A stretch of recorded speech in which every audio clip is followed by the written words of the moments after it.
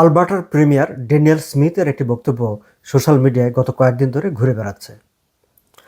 বাংলাদেশের মেইন স্ট্রিমের অনেকগুলো পত্রপত্রিকায়ও তার এই বক্তব্য ছাপা হয়েছে। তার বক্তব্যটা কি? আলবার্টার প্রিমিয়ার ড্যানিয়েল স্মিথ বলেছেন যে স্টাডি পারমিট বা স্টুডেন্ট ভিসা সেটি হচ্ছে একটি টেম্পোরারি মেজার্স, একটি অস্থায়ী ব্যবস্থা। ইন্টারন্যাশনাল স্টুডেন্ট যারা কানাডায় পড়তে আসে তাদের পড়াশোনা যখন শেষ হয়ে যাবে তখন তাদের একমাত্র কাজ হচ্ছে নিজের দেশে ফিরে যাওয়া। অবশ্য যাদের পার্মানেন্ট রেসিডেন্সি কিংবা ওয়ার্ক পারমিট কিংবা অন্য ধরনের অনুমোদন আছে তাদের ব্যাপার আলাদা। কিন্তু যদি তার কোনোটাই না থাকে তাহলে যারা ইন্টারন্যাশনাল স্টুডেন্ট স্টাডি পারমিট নিয়ে কানাডায় পড়তে আসেন তারা পড়াশোনা শেষ হওয়ার পরপরই জাস্ট নিজের দেশে ফিরে যাবে। ড্যানিয়েল স্মিথ যে কথাটি বলেছেন এটি হচ্ছে আসলে নিয়মের কথা। গ্র্যাজুয়েশনের পর 90 দিন পর্যন্ত একটা সময় পাওয়া যায়, সেই 90 দিন পর্যন্ত কেউ অবস্থান করতে পারেন, তারপর বা তার মধ্যে তাকে নিজ দেশে ফিরে যেতেই হয়। কিন্তু ড্যানিয়েল স্মিথ যে কথাটি বলেছেন একটি নিয়মের কথা বলেছেন, এইটি হঠাৎ করে আমাদের সমাজে মানে বাঙালি অডিয়েন্সের সোশ্যাল মিডিয়ায় নানা জায়গায় এত প্রচার পাচ্ছে কেন? দর্শক, তিনি কিন্তু এই কথাটি বলেছেন আজকে নয়, সেটি সম্ভবত জুলাইয়ের 30 তারিখের দিকে হবে, মানে এন্ড অফ জুলাই। আলবার্টার রেড ডিয়ারে প্রধানমন্ত্রী মার্ক কার্নির একটি প্রেস কনফারেন্স ছিল। সেই প্রেস কনফারেন্সে সাংবাদিকরা মূলত প্রধানমন্ত্রী মার্ক কার্নিকে প্রশ্ন করেছিলেন ইন্টারন্যাশনাল স্টুডেন্টদের বিষয়ে। সেই সময়ে আলবার্টার একটি কলেজ, সেই কলেজের প্রায় around 1000 students, international student, mainly from India. তারা সেখানে একটা আন্দোলন করছিল, অনশন ধর্মঘট করছিল। ক্যালগারিতে একটি জায়গায় তারা রাস্তা বন্ধ করে তাঁবু খাটিয়ে সেখানে দিনের পর দিন অবস্থান করে তারা একটা সুনির্দিষ্ট দাবিতে আন্দোলন করছিল। এবং তাদের দাবিটি হচ্ছে তাদের পড়াশোনা শেষ হয়েছে, তারা এখন পোস্ট গ্র্যাজুয়েট ওয়ার্ক পারমিটের জন্য অ্যাপ্লাই করেছিলেন, কিন্তু আইআরসিসি কানাডার immigration department majority of them মানে যে অ্যাপ্লিকেশনগুলো করেছিলেন সেই অ্যাপ্লিকেশনগুলোকে রিজেক্ট করে দিয়েছে। মানে তারা বলেছে যে no, you are not eligible to get post graduate work permit. এই আইআরসিসি কিংবা কানাডা ইমিগ্রেশনের এই সিদ্ধান্তের বিরুদ্ধে তারা রাস্তায় তাঁবু বানিয়ে তাঁবু খাটিয়ে অবস্থান করে রীতিমতো তারা সেখানে আন্দোলন করছিলেন। তো ইন্টারন্যাশনাল স্টুডেন্টরা মোস্টলি ফ্রম ইন্ডিয়া এবং ইন্ডিয়ার আসলে পাঞ্জাব থেকে আসা এই বিদেশি শিক্ষার্থীরা যারা আন্দোলন করছিলেন, ঠিক সেই সময় প্রধানমন্ত্রী মার্ক কার্নি আলবার্টা রেড ডিয়ারে একটি সাংবাদিক সম্মেলনে অংশগ্রহণ করছিলেন এবং সেই সময় সাংবাদিকরা তাকে প্রশ্ন করেছিলেন এই যে শিক্ষার্থীরা এখানে আন্দোলন করছে সেই শিক্ষার্থীদের যাদের কোনো লিগ্যাল স্ট্যাটাস নেই বা যাদের স্ট্যাটাস এক্সপায়ার করে গেছে তাদের ডিপোর্টেশনের কোনো পদক্ষেপ নেওয়া হবে কিনা। প্রধানমন্ত্রী মার্ক কার্নি লজিক্যালি তার যে আনসারটি করেছেন যে তিনি পার্টিকুলার এই ঘটনা সম্পর্কে তিনি অবহিত নন, তবে নিশ্চয়ই তার যেসব ডিপার্টমেন্টের এই বিষয়গুলো দেখার কথা তারা নিশ্চয়ই দেখছেন এবং তারা এই ব্যাপারে নিশ্চয়ই প্রয়োজনীয় ব্যবস্থা নেবেন। কিন্তু তিনি জোর দিয়ে বলেছেন যে তিনি নিজে as prime minister of the country he is not aware of any situation. তার বক্তব্য শেষ হওয়ার পরপরই মাইক নিয়ে কথা বলেছেন ড্যানিয়েল স্মিথ, আলবার্টার প্রিমিয়ার, এবং তখনই তিনি আসলে এই কথাটি বলেন যে ইন্টারন্যাশনাল মানে স্টাডি পারমিট হচ্ছে একটা temporary approval two stay in this country. ভিসার মেয়াদ শেষ হবে, তারপরে যদি তোমার পিআর না থাকে, ওয়ার্ক পারমিট না থাকে, আদার কোনো লিগ্যাল কোনো অ্যাপ্রুভাল না থাকে to stay in this country, you must go back to your home country. এবং আগস্টে এসে তিনি আবার সোশ্যাল মিডিয়ায় পোস্ট দিয়ে তার এই বক্তব্যটাকে পুনরায় বলেছেন। তাও বেশ কয়েকদিন চলে গেছে, আমাদের নজরে আসলে অনেক পরে পড়েছে তার এই বক্তব্যটা, এবং যখনই পড়েছে তখন আমরা এটিকে নিয়ে একেবারে রীতিমতো ভাইরাল করে ফেলেছি।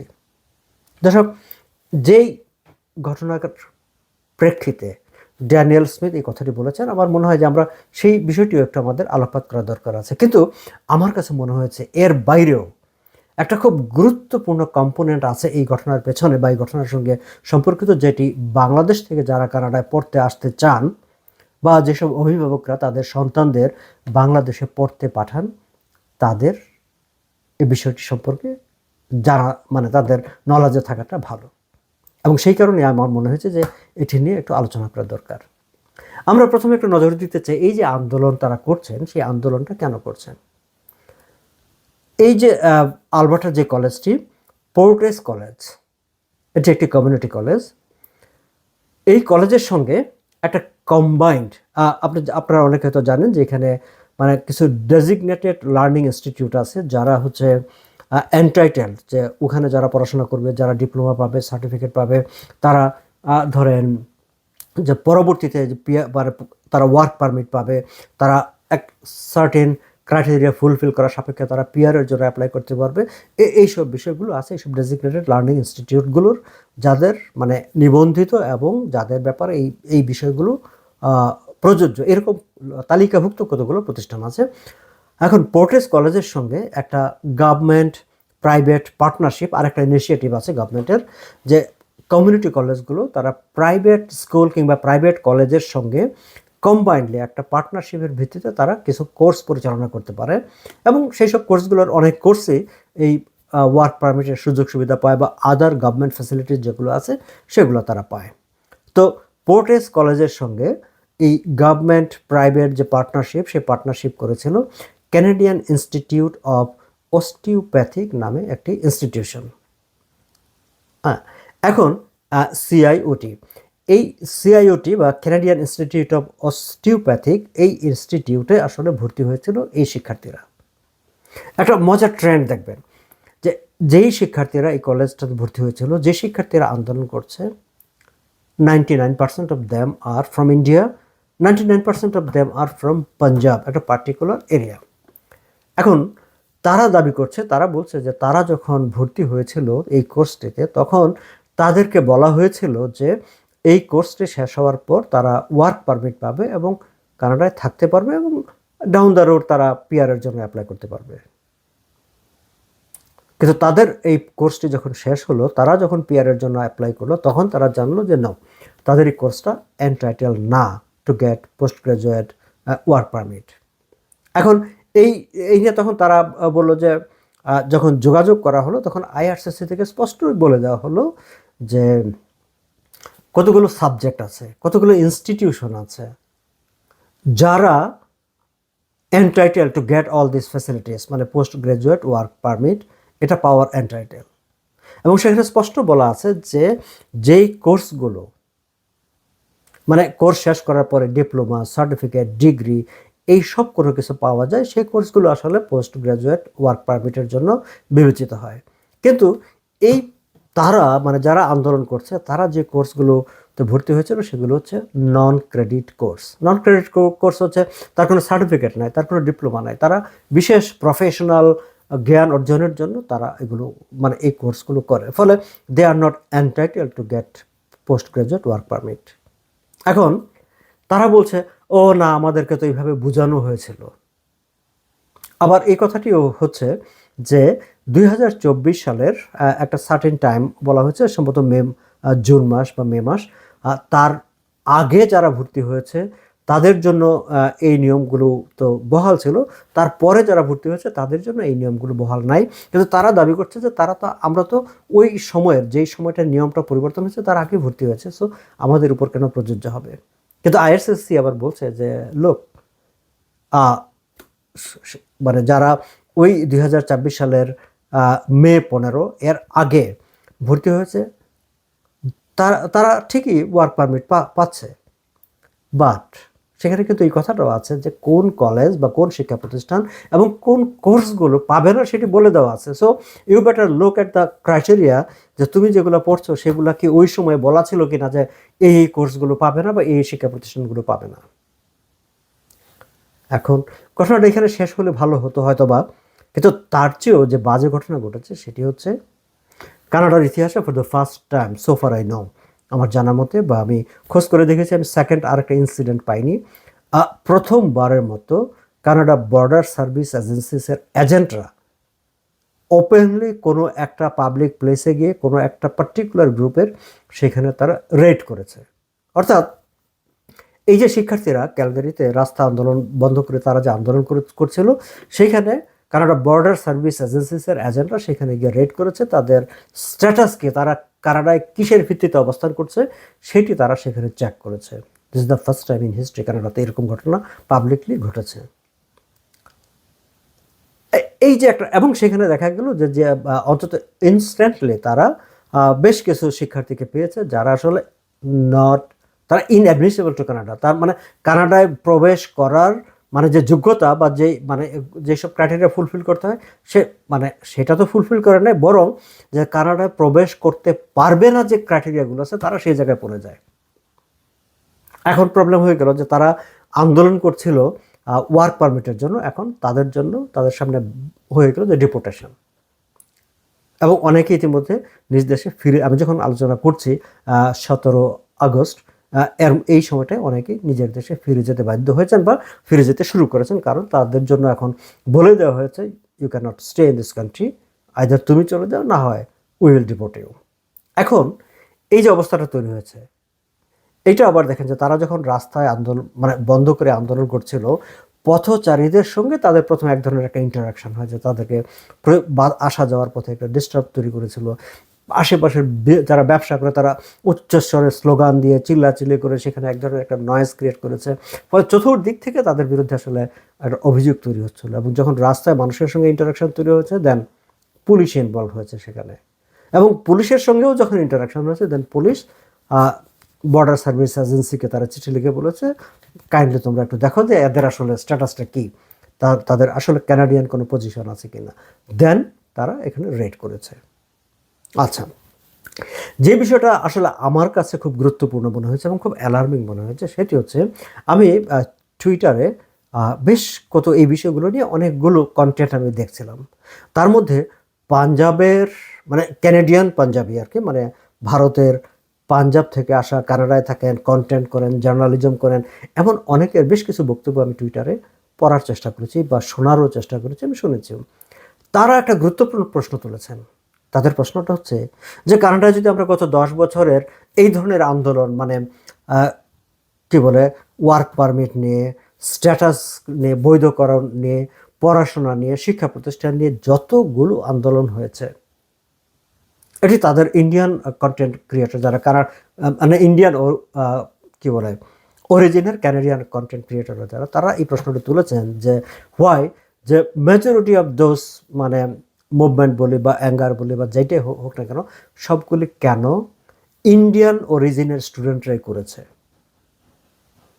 অন্য কোনো দেশ থেকে আসা ইন্টারন্যাশনাল স্টুডেন্টদেরকে তো এরকম আন্দোলন করতে দেখা যায় না, মোস্টলি ইন্ডিয়ানরাই করেছে।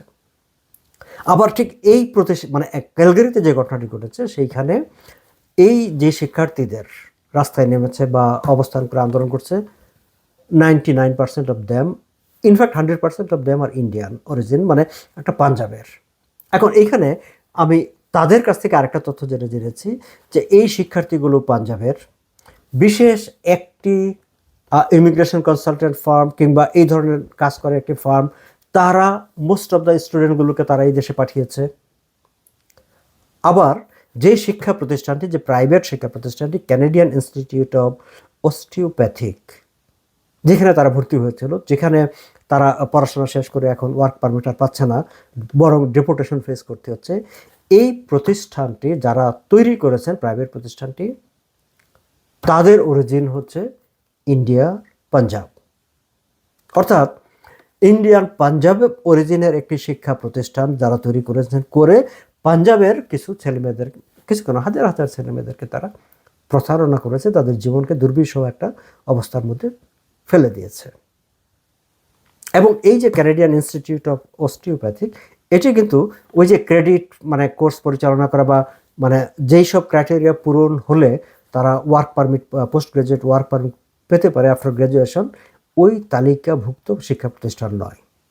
তাহলে পাঞ্জাবি এই শিক্ষার্থীদেরকে তারা প্রতারণার শিকার হয়েছে মূলত তাদের নিজ দেশের মানুষদের দ্বারা।